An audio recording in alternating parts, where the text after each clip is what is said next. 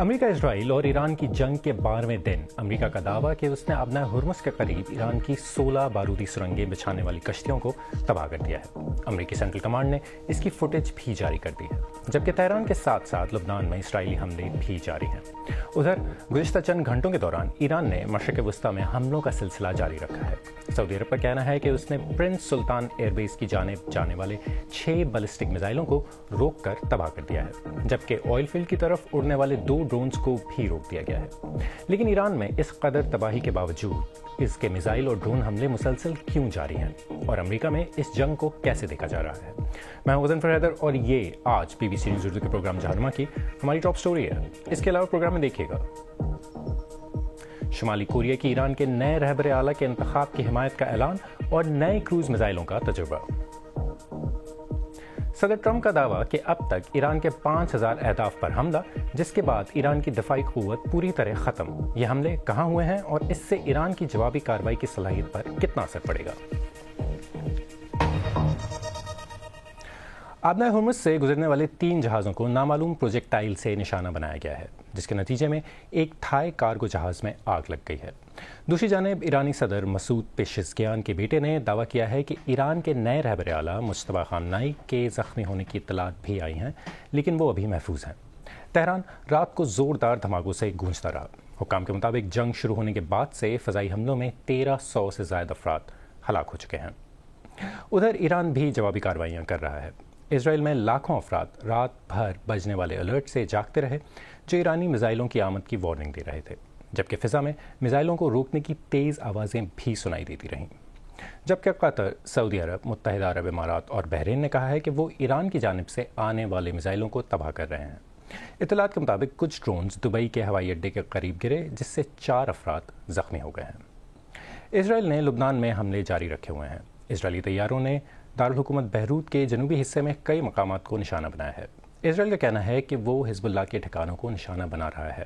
امریکہ اور برطانیہ سمیت دنیا کے کئی ممالک حزب اللہ کو ایک دہشت گرد تنظیم قرار دیتے ہیں۔ بیروت میں رات بھر کیا ہوتا رہا، دیکھیں ایلسن فریمن کی اس رپورٹ میں، جو پیش کر رہی ہیں ختیجہ عارف۔ لبنان کے دارالحکومت بیروت میں اب دھماکوں کی آوازیں معمول بن چکی ہیں۔ اسرائیل لبنان میں ان مقامات کو نشانہ بنا رہا ہے جن کے بارے میں اس کا کہنا ہے کہ وہ ایران کی حمایت یافتہ تنظیم حزب اللہ سے منسلک ہیں۔ ان حملوں کے اثرات شہر کے لوگوں کی زندگیوں میں واضح طور پر محسوس کیے جا رہے ہیں۔ اقوام متحدہ کی ریفیوجی ایجنسی کے مطابق صرف لبنان میں تقریباً 7 لاکھ افراد اپنے گھروں کو چھوڑنے پر مجبور ہو چکے ہیں۔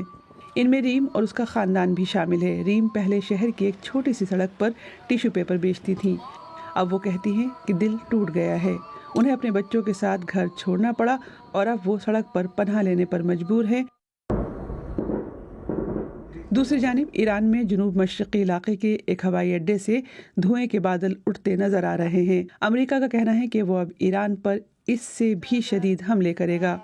ایرانی حلال احمر سوسائٹی کے مطابق ملک بھر میں کم از کم 1230 افراد ہلاک ہو چکے ہیں۔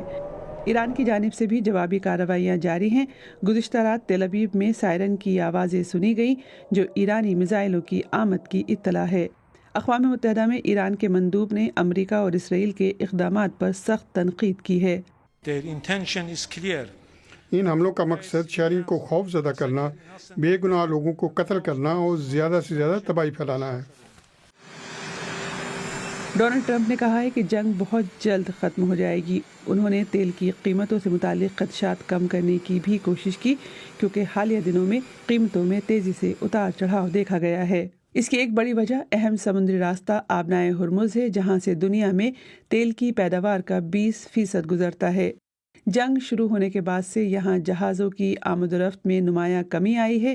1 سال پہلے یہ راستہ بہت مصروف تھا، مگر اب کم ہی جہاز اس خطرناک راستے سے گزرنے کا خطرہ مول لے رہے ہیں۔ سوشل میڈیا پر صدر ٹرمپ نے خبردار کیا ہے کہ اگر اس سمندری راستے میں سرنگیں بچھائی گئیں اور انہیں نہ ہٹایا گیا تو ایران کو سخت فوجی نتائج کا سامنا کرنا پڑ سکتا ہے۔ ان کا کہنا تھا کہ اگر انہیں ہٹا دیا گیا تو یہ درست سمت میں ایک بڑا قدم ہوگا۔ چند گھنٹوں بعد امریکہ نے ایک ویڈیو جاری کی جس کے بارے میں اس کا کہنا ہے کہ اس میں آبنائے ہرمز میں بارودی سرنگیں بچھانے والے ایران کے 16 جہازوں کو تباہ ہوتے دیکھا جا سکتا ہے۔ بیروت جیسے شہروں میں رہنے والے لوگوں کے لیے امریکہ اور اسرائیل کے حملوں کے سائے میں یہی اب روزمرہ کی حقیقت بن چکی ہے۔ اور اس بارے میں مزید بات کرنے کے لیے اس وقت واشنگٹن سے میرے ساتھ موجود ہیں صحافی سلیم رضوی۔ سلیم صاحب، سب سے پہلے تو یہ بتائیں کہ یہ جنگ ویسے تو اسرائیل اور امریکہ نے شروع کی تھی، لیکن کیا اب یہ امریکہ ہی کی جنگ بنتی نظر آ رہی ہے؟ دیکھیں، اب جب کہ قریب جو سرکاری اعداد و شمار ہیں 8 کم سے کم جو امریکی فوجی ہیں وہ مارے گئے ہیں، اور اب پینٹاگن نے یہ بھی تسلیم کر لیا ہے کہ قریب 140 زخمی بھی ہیں، جو کہ پہلے یہ تعداد نہیں بتائی جا رہی تھی کہ کتنے زخمی ہوئے ہیں اس پیمانے پہ۔ لیکن یہاں پر جو عام لوگ ہیں اور جو ان کے خود حمایتی ہیں ریپبلکن پارٹی میں، ان کا بھی یہ خدشہ ہے کہ یہ فگرز کہیں زیادہ ہے جو امریکی فوجیوں کی ہلاکت۔ تو ظاہر ہے کہ اس معاملے میں تو اب یہ باقاعدہ ایک امریکہ کی جنگ بن گئی ہے، لیکن یہ ضرور ہے کہ یہاں پر عام تاثر یہی ہے کہ لوگ یہ کہہ رہے ہیں کہ بھائی صدر ٹرمپ نے کیا سوچ کر یہ جنگ شروع کی تھی، اور کیا کوئی کلیئر آبجیکٹو تھا، کیا کوئی اسٹریٹجی بنی تھی؟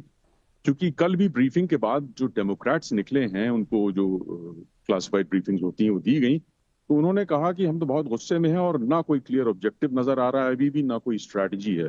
اور انہوں نے کہا کہ بھئی یہ جو ایک بڑی انسرٹن رخ کی طرف بڑھ رہے ہیں اور پتہ نہیں کہ آگے کیا ہوگا، لیکن یہ اندیا ضرور دیا انہوں نے کہ گراؤنڈ انویژن جو ہے وہ اب امریکہ کر سکتا ہے ایران میں، جو کہ فوجی جو ہیں وہ زمین پر اتار سکتا ہے وہاں ایران میں۔ تو ظاہر ہے کہ یہ باقاعدہ ایک امریکی جنگ ہے۔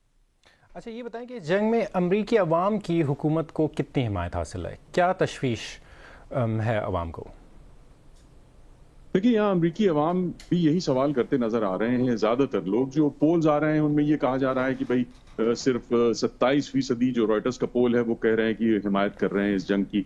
ایک جو پول ہے گیلپ کا، تو اس میں قریب کہا جا رہا ہے کہ 41% ہے۔ تو اس طرح کے الگ الگ پولز ہیں، لیکن میجورٹی جو امریکن ہیں وہ اس جنگ کی مخالفت کر رہے ہیں۔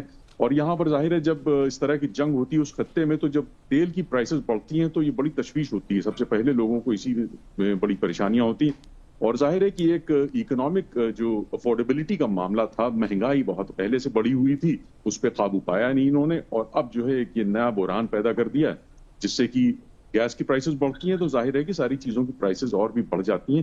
تو یہ ساری چیزوں میں عام لوگوں میں یہ تاثر ہے کہ بھائی یہ کیا کس نئی مصیبت میں ڈال دیا ہے صدر ٹرمپ نے، اور یہ تو کہہ کے آئے تھے کہ بھئی ہم کوئی نئی جنگ نہیں شروع کریں گے۔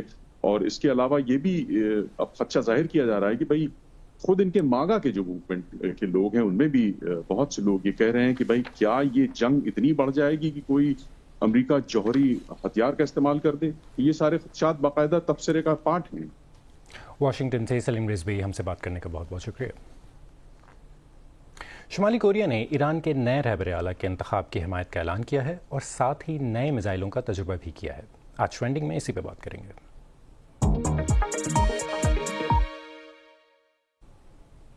شمالی کوریا نے ایک بیان میں کہا ہے کہ ایرانی مجلس خبرگان کی جانب سے انقلاب اسلامی کے نئے رہنما کے انتخاب کے حالیہ سرکاری اعلان کے حوالے سے ہم ایرانی عوام کے اس حق اور فیصلے کا احترام کرتے ہیں کہ وہ اپنے سپریم لیڈر کا انتخاب کریں۔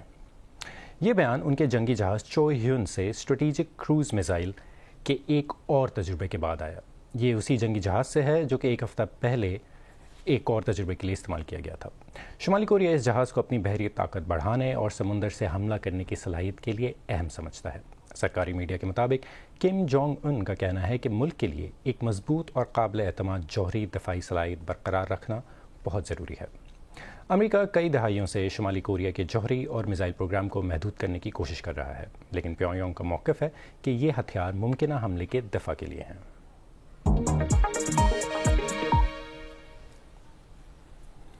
امریکہ کا کہنا ہے کہ گزشتہ 2 ہفتوں کے حملوں میں ایران کی بحریہ تقریباً تباہ ہو گئی ہے اور ایران کی جوابی کارروائی کی صلاحیت کو بری طرح کمزور کر دیا گیا ہے، لیکن ایران کی جانب سے خلیجی ممالک پر ڈرونز کے حملے بظاہر جاری ہیں۔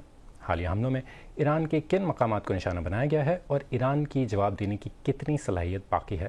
پال ایڈمز کی یہ رپورٹ دیکھیے جو پیش کر رہے ہیں سمیت ککرو۔ امریکہ نے جسے آپریشن ایپک فیوری کا نام دیا ہے وہ بے رحمانہ رہی ہے۔ واشنگٹن کا کہنا ہے کہ یہ اپنے اہداف حاصل کرنے کی راہ پر گامزن ہے۔ پہلا، ان کے میزائلوں کے ذخیرے میزائل لانچرز اور ان کی دفاعی صنعتی بنیاد کو تباہ کرنا، میزائل اور انہیں بنانے کی صلاحیت، دوسرا ان کی نیوی کو تباہ کرنا، اور تیسرا ایران کو ہمیشہ کے لیے ایٹمی ہتھیاروں سے روکنا۔ جنگ کے شروع میں اسرائیل اور امریکہ نے ایران کے ایئر ڈیفنس سسٹم کو نشانہ بنایا، یا وہ جو پچھلے سال کی مختصر جنگ کے بعد باقی بچا تھا۔ اب تک دونوں مل کر 5000 سے زائد حملے کر چکے ہیں۔ انہوں نے پورے ملک میں اہداف کو نشانہ بنایا ہے، زیادہ تر مغرب، جنوب اور وسط میں، اور وہ کئی اہم اہداف پر توجہ مرکوز کر رہے ہیں۔ ایران کے بیلسٹک میسائلز کا ذخیرہ اور لانچرز اہم ہدف رہے ہیں۔ آپ دیکھ سکتے ہیں کہ بورس جان میں اس میسائل بیس کے گوداموں کو کس طرح نشانہ بنایا گیا ہے۔ وہ ڈرونز اور انہیں بنانے والی فیکٹریز کو بھی نشانہ بنا رہے ہیں۔ یہ اہواز میں ایک ڈرون بیس ہے۔ امریکہ کا دعویٰ ہے کہ اس نے ایرانی نیوی کے ایک بڑے حصے اور اس کے انفراسٹرکچر کو تباہ کر دیا ہے۔ یہاں آپ بشیر کی بندرگاہ پر ہونے والے نقصان کو دیکھ سکتے ہیں، اور ظاہر ہے کہ ایران کی قیادت بھی ایک ہدف ہے۔ پہلے ہی دن انہوں نے تہران میں ایرانی لیڈر اور ان کے کئی اعلیٰ حکام کو ہلاک کر دیا تھا۔ اس کا زیادہ تر حصہ انتہائی مربوط رہا ہے، لیکن کچھ حملے جیسے کہ اسرائیل کا ایران کے 30 آئل ڈیپوز پر حملہ ایسا نہیں تھا۔ کہا جاتا ہے کہ تہران پر چھائے سیاہ دھوئیں کے بادلوں کو دیکھ کر واشنگٹن کو مایوسی ہوئی، لیکن ایران کے پاس اب بھی پتے باقی ہیں۔ امریکہ اس کے تقریباً 50 بحری جہاز ڈبو چکا ہے، جن میں شری لنکا کے ساحل کے قریب ٹورپیڈو کیا گیا ایک جہاز بھی شامل ہے۔ لیکن آبنائے ہارموز میں بحری جہازوں پر حملوں کی دھمکیوں کا مطلب یہ ہے کہ بہت کم جہاز دنیا کی اس اہم ترین آبی گزرگاہ سے گزرنے کی ہمت کر رہے ہیں۔ مائنز کے علاوہ ایران کے پاس درجنوں چھوٹی تیز رفتار کشتیاں ہیں جنہوں نے ماضی میں تباہی مچائی تھی۔ وہ اب بھی ایک چیلنج ثابت ہو سکتی ہیں۔ ہم ایسا کرنے کے لیے فوجی حالات سازگار بنانے کے اختیار کا جائزہ لیں گے۔ وزیر دفاع اور صدر کے پاس یہ رپورٹ لے کر جائیں گے کہ کن وسائل کی ضرورت ہے، کمانڈ اینڈ کنٹرول کیسا ہونا چاہیے اور خطرات کیا ہیں۔ ایران کے ڈرون اور میسائل حملے کم ہو گئے ہیں۔ ہو سکتا ہے یہ ختم ہو رہے ہوں، یا شاید وہ انہیں روک کر رکھے ہوں۔ اتنا نقصان ہونے کے باوجود ابھی تک کوئی بھی فتح کا اعلان نہیں کر پایا ہے۔ اور اب ایک نظر ڈالتے ہیں دیگر اہم عالمی خبروں پر۔ یورپی یونین کا کہنا ہے کہ امریکہ اور اسرائیل کی ایران کے ساتھ جنگ شروع ہونے کے بعد سے مقبوضہ غرب اردن میں یہودی آباد کاروں کی جانب سے فلسطینیوں کے خلاف تشدد میں اضافہ ہوا ہے۔ مختلف حملوں میں تقریباً 2 ہفتوں میں 6 فلسطینی ہلاک ہو چکے ہیں۔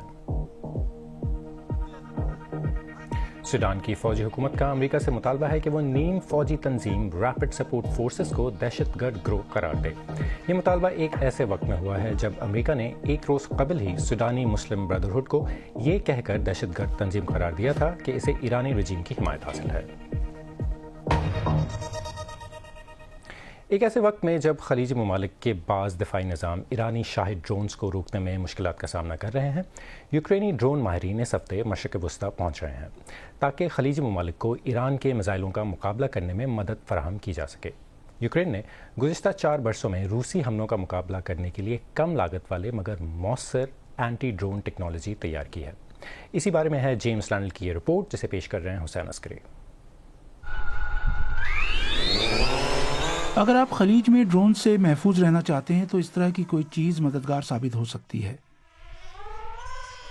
یہ بلٹ کہلاتی ہے۔ اس کا بالکل صحیح نام رکھا گیا ہے۔ یہ یوکرین کا سب سے نیا اور تیز رفتار انٹرسیپٹر ہے جو روسی حملہ آور ڈرونز کو تباہ کرنے کے لیے ڈیزائن کیا گیا ہے۔ یہ سستے بھی ہیں اور تباہ کن بھی، اور پائلٹس جانتے ہیں کہ یہ مشرق وسطیٰ میں ہلچل مچانے والے ایرانی شاہد ڈرونز کا بھی مقابلہ کر سکتے ہیں۔ ایمانداری کی بات ہے کہ ہمارے پاس یہاں کافی کام ہے، لیکن ہم سمجھتے ہیں کہ جنگ دنیا بھر میں پھیل رہی ہے، اور چونکہ ایران روس کا اتحادی ہے، اس لیے میرا خیال ہے کہ ہم ان لوگوں کو ٹریننگ دینے کے لیے اپنے انسٹرکٹرز کو بھیج سکتے ہیں جو ہماری طرح کے دشمن سے لڑ رہے ہیں۔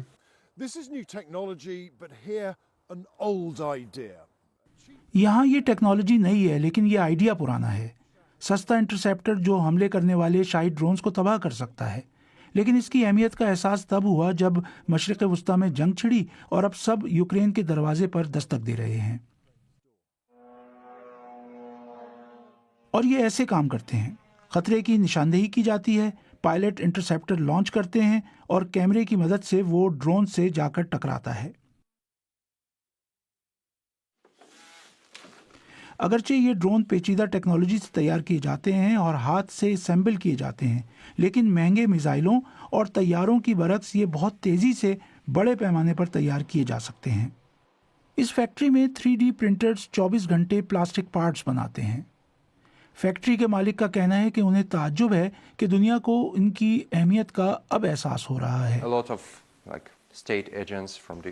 دنیا بھر کے سرکاری ایجنٹس ہم سے رابطہ کر رہے ہیں، نہ کہ صرف عرب ممالک جن کو اس وقت ایران سے خطرہ ہے۔ تو ہاں، اس وقت ڈیمانڈ فوری اور بہت زیادہ ہے۔ صدر زیلنسکی اور ان کی کابینہ امریکہ اور گلف ممالک کی ڈرونز کو تباہ کرنے کی مدد کے بدلے اپنے لیے مزید پیٹریوٹ ایئر ڈیفنسز چاہتے ہیں۔ یوکرین کی ٹیم مدد کے لیے روانہ ہو چکی ہے۔ میرے خیال میں اگلے ہفتے جب ہمارے ماہرین وہاں ہوں گے تو وہ صورتحال کا جائزہ لے کر مدد کریں گے۔ وہ وہاں پہنچتے ہی مدد فراہم کرنے کی صلاحیت رکھتے ہیں۔ خلیجی ممالک کو صرف ڈرونز ہی نہیں بلکہ ان کے استعمال کی تربیت بھی درکار ہے، اور ماہرین کا کہنا ہے کہ اس میں وقت لگ سکتا ہے۔ مجھے معلوم ہے کہ ٹریننگ میں وقت لگتا ہے، لیکن یوکرین بہت تیزی سے کام کرنے اور بدلتے حالات کے مطابق ڈھلنے میں ماہر ہے، اور یہی چیز ہم اپنے اتحادیوں کو سکھا سکتے ہیں۔ دوسری چیز انٹرسیپٹر کا ایئر ڈیفنس میں انضمام ہے، کیونکہ ہمارے اتحادیوں کے لیے یہ نظام نسبتاً نیا ہے۔ یوکرین نے کئی برسوں میں ایک ملٹی لیئر دفاعی نظام تیار کیا ہے، اور ہم یہ چیز دوسرے ممالک کو سکھا سکتے ہیں۔ یہ ڈرونز بہت جلد یوکرین کے برفیلے میدانوں کے بجائے عرب دنیا کے آسمانوں میں اڑتے دکھائی دے سکتے ہیں۔ جیمز لینڈل کی رپورٹ پیش کر رہے تھے حسین عسکری۔ آج BBC نیوز اردو کے پروگرام جہانما میں بس اتنا ہی۔ پروگرام میں شامل سٹوریز اور تازہ ترین خبروں کے لیے ہماری ویب سائٹ bbc.com/urdu پر آئیں۔ BBC نیوز اردو کے انسٹاگرام، ٹک ٹاک، یوٹیوب، فیس بک اور ایکس اکاؤنٹ کو فالو کریں۔ جہانما کی پرانی قسطیں بھی آپ ہمارے یوٹیوب چینل پر دیکھ سکتے ہیں۔ وزن فیدر کو اجازت دیں، کل پھر ملاقات ہوگی۔